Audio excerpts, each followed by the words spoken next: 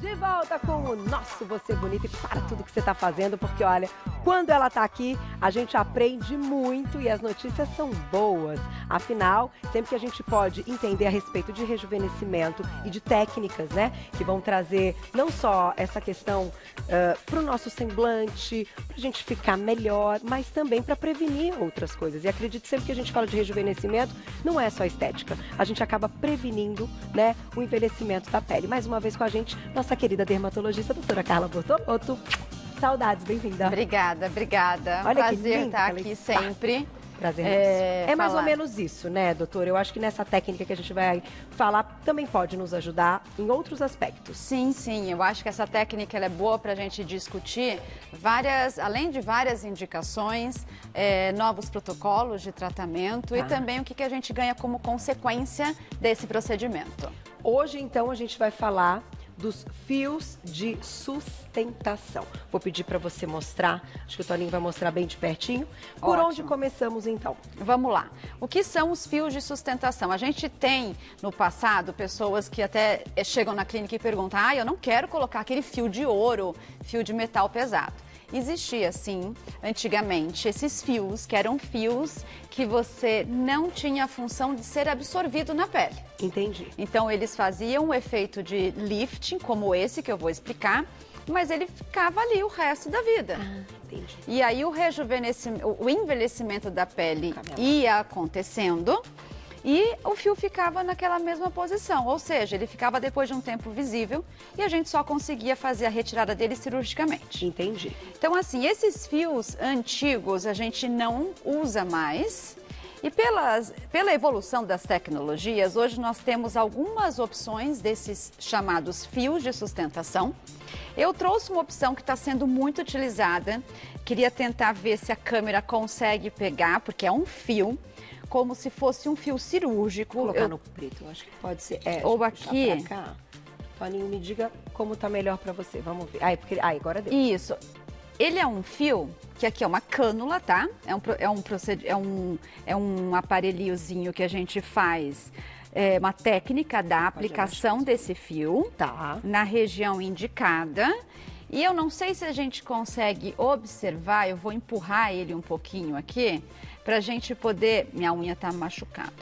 Pra gente poder observar que ele tem microespículas. Ah, tô vendo. Daqui eu consigo ver. Você consegue observar, tipo Carol? Tipo como se fossem canulados em um molde no próprio fio que é feito. Então, esse é um fio que a gente chama de fio espiculado. Esse material, ele é um material chamado PDO, que é a polidaxona, que com o passar de mais ou menos 100 a 130 dias, ele é absorvido para o nosso organismo, pelo nosso organismo, e com isso desencadeia um processo de uma neocolagênese. Então, eu tenho alguns momentos. O primeiro é a aplicação do fio na pele. Certo. O efeito de tração com essas microespículas, aí tá dando para ver perfeitamente. Que vai dar o efeito lift. Que ele vai dar o efeito na hora, momentâneo de tração. Tá. Que tem uma durabilidade dependendo de cada paciente e da quantidade de fios que a gente coloca na região indicada. E depois de um tempo, essa tração, ela é mantida na pele através do nosso processo de produção de colágeno. Sério? Sem que ele esteja lá, porque ele vai ser absorvido? Ele vai ser absorvido como um fio cirúrgico, porém, esse ativo dele, que é o PDO, ele vai ter essa função de estimular um novo colágeno. E de segurar e manter essa pele, então, sustentada. Exato. É claro que assim, a gente observa essas espículazinhas e a gente imagina, nossa, eu vou precisar de muitos fios para ter este efeito de tração. Depende muito da flacidez de cada paciente, da pele de cada paciente, e a gente escolhe a quantidade de fios adequada para colocar na região que a gente quer esse efeito de lifting. Que interessante. Eu vou colocar uma imagem, doutora, dos pontos, para você explicar. Então, vamos já para os pontos para a gente ter uma ideia quem vai se beneficiar. Pois é, essas são algumas opções de pontos onde a gente coloca os fios na região de supercílio para tentar abrir mais ainda a sobrancelha, a cauda da sobrancelha. Na região malar, eu trouxe aqui até a boneca, a gente pode tentar desenhar qual boneca. Essa aqui é uma prótese, uma basezinha de silicone. Ou essa até pode, mas essa eu queria depois colocar o fio. Pra gente ver se a gente vai conseguir. Então vamos desenhar nessa aqui. Então, vamos lá. As opções, assim, a gente pode colocar o fio nas áreas que não são áreas de risco para esse efeito de lifting, tá? Então, existem na região aqui do supercílio uma aplicação que é quando a gente tem a intenção de elevar a cauda da sobrancelha. Tá. A gente também pode colocar no ponto da região malar para tentar fazer esse efeito de tração.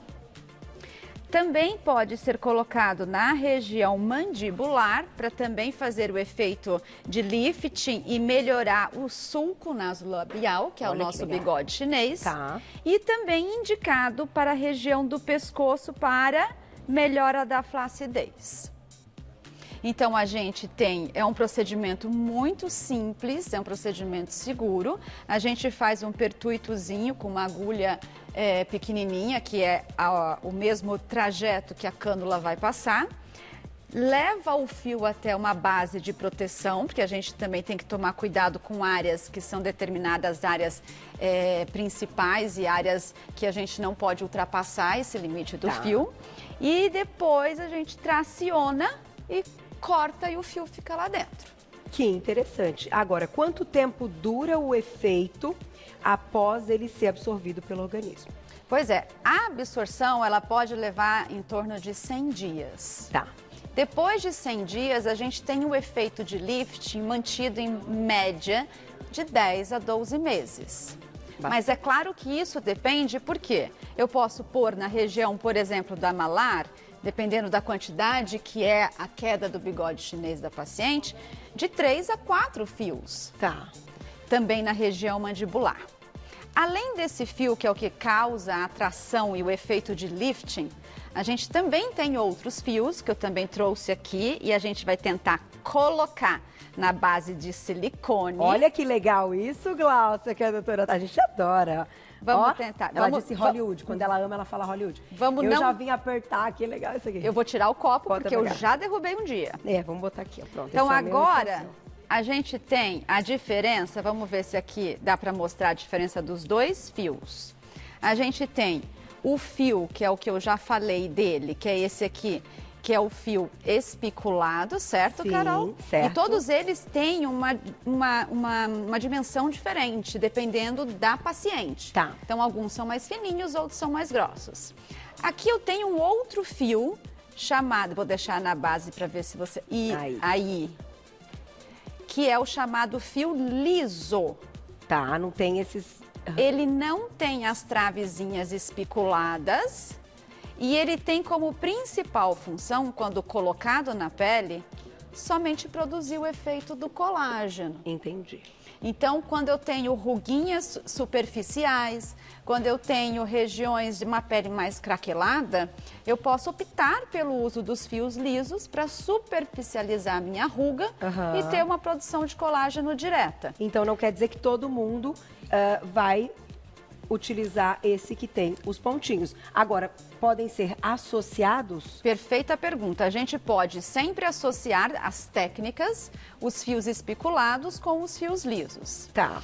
Nessa boneca, a gente vai só mostrar onde a gente colocaria os fios lisos, que são contraindicados à colocação desses outros espiculados. Tá. Como, por exemplo, aqui na região, embaixo que a gente tem, embaixo dos olhos, aquelas ruguinhas de pé de galinha, a gente pode fazer uma redezinha com esses fiozinhos lisos. Tá.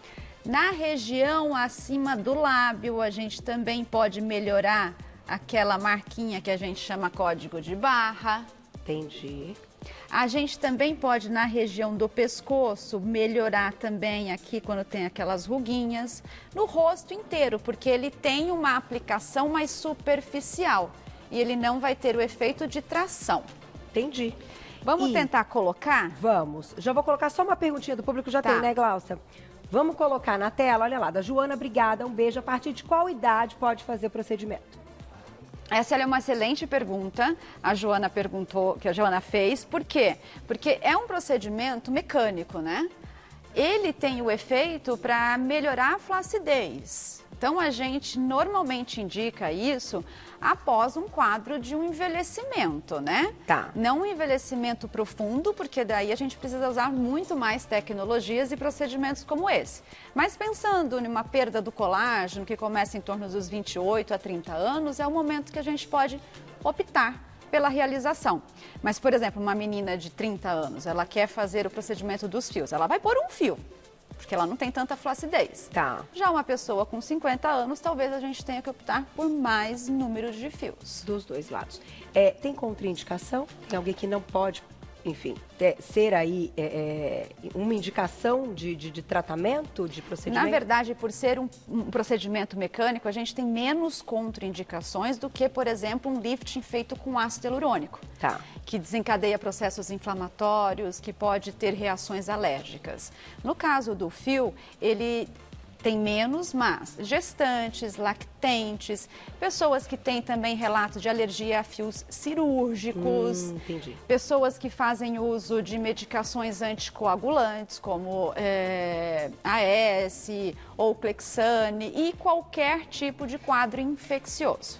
Tá. Então, lembrando que agora a gente está em um momento de pandemia, então a gente tem que sempre questionar o paciente a exposição direta a esse vírus, se tem mais ou não vulnerabilidade a isso. E estão acontecendo discussões, né, bem amplas nesse sentido, né, doutora? Eu te convido até a voltar ao programa, porque surgiu dúvida, não tem muito tempo, a respeito do que a própria Sociedade Brasileira de Dermatologia colocou, quando a pessoa tem algo, enfim, algum desses procedimentos e ela já fez ou um preenchimento labial, ou tem ácido hialurônico, ou tem outra coisa, se pode causar algum problema se ela tiver Covid ou pós-Covid, né? Teve aí no início do ano uma questão que a Sociedade Brasileira se manifestou. Assim. Sim, na verdade, todo profissional, todos nós que fazemos procedimentos invasivos, seja através da colocação dos fios ou preenchimento com ácido hialurônico ou outros bioestimuladores, até lasers e tecnologias, a gente corre o risco de criar uma inflamação nesse organismo. Tá. Se esse organismo ele já está inflamado com uma possível infecção, ou se ele apresenta infecção, ele pode ter o que a gente chama de efeitos colaterais, como inchaço do rosto inteiro, reações alérgicas, e isso em vigência de um quadro infeccioso. Hoje a gente está vivendo a pandemia pelo Covid, que como é uma doença ainda muito silenciosa e a gente ainda não sabe muito sobre todos os efeitos dela no nosso organismo, tem coisas que a gente não sabe responder. Então, em alguns casos, eu prefiro contraindicar o procedimento no momento. E a gente também tem agora novas evidências, importante a gente falar, dos procedimentos estéticos, como os preenchimentos e as vacinas. E as vacinas. Então, as vacinas, elas têm a capacidade, qualquer vacina, tá? Agora que a gente está na situação da vacina do Covid, elas também podem desencadear reações alérgicas, ou seja, piora.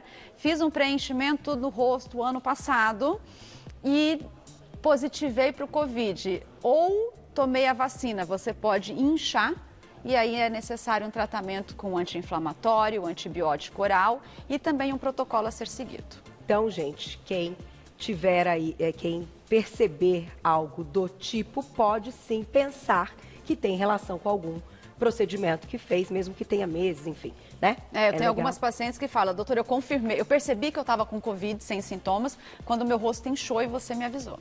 Olha só. Tá aí, a gente sempre aprende com você. Perguntinha do público, chegaram várias, vamos lá. Carla, obrigada, um beijo. Para cicatrizes de acne, os fios podem ser eficazes? Muito boa, Xará. Essa pergunta é ótima. Os fios, eles são muito bem indicados para as pessoas que têm quadro de cicatriz de acne. Porque além do efeito de tração, e a gente tem a flacidez como um fator de piora para a cicatriz de acne, é importante também porque eu vou melhorar a tração da pele e também vou produzir um colágeno novo. E com isso eu vou desencadear uma melhora da estrutura dessa cicatriz. Então é sim bem indicado. Mais perguntinha, olha lá. Obrigada, Cleusa, um beijo para você. Substitui o Botox? Qual a durabilidade? Cleusa, ele não substitui o Botox. Ele é um procedimento feito em associação à toxina botulínica. Lembrando que a toxina, ela é esse peptídeo, essa proteína que eu tenho a capacidade de paralisação da musculatura. Então, normalmente a gente faz em região frontal, a gente faz em outras partes do rosto, mas para fazer a mobilização daquela região. Os fios, eles são indicados para causar uma melhora da flacidez da pele. Vamos pensar no efeito de lift e, consequência, a produção de colágeno. E o lance da toxina botulínica é interessante, que a cada ano que passa, aumenta um ponto. Passou mais uma, pode ter certeza que vai aumentar mais um ponto.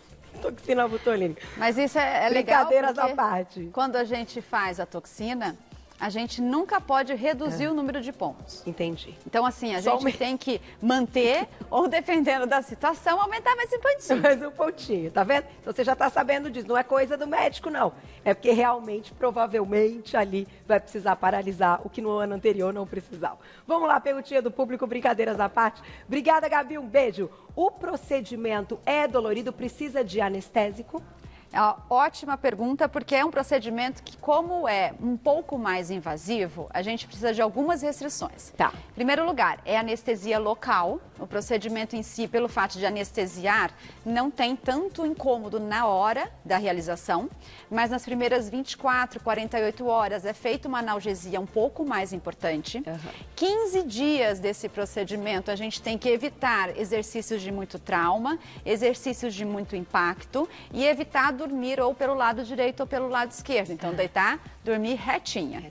Além disso, eu trouxe até aqui para a gente mostrar que a gente precisa de antibiótico oral. Tá. É um procedimento invasivo, é um procedimento totalmente estéril, por isso eu trouxe até o saquinho mostrando o que são os fios estéreis que a gente utiliza, mas a gente precisa sim de uma proteção para evitar possíveis quadros infecciosos. Feito em consultório ou ambiente hospitalar? Em uma clínica onde eu tenha um ambiente propício para a aplicação dele, como qualquer outro procedimento estético.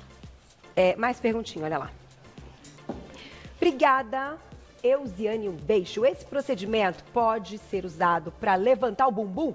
Ah, porque pensando aí na questão até da celulite e tal, que pode diminuir celulite. E aí, doutora? Ótima pergunta. Tudo que a gente estimula também no rosto, né, a pele, se a gente for ver, uma pele só. Os procedimentos corporais com os fios, eles também são feitos.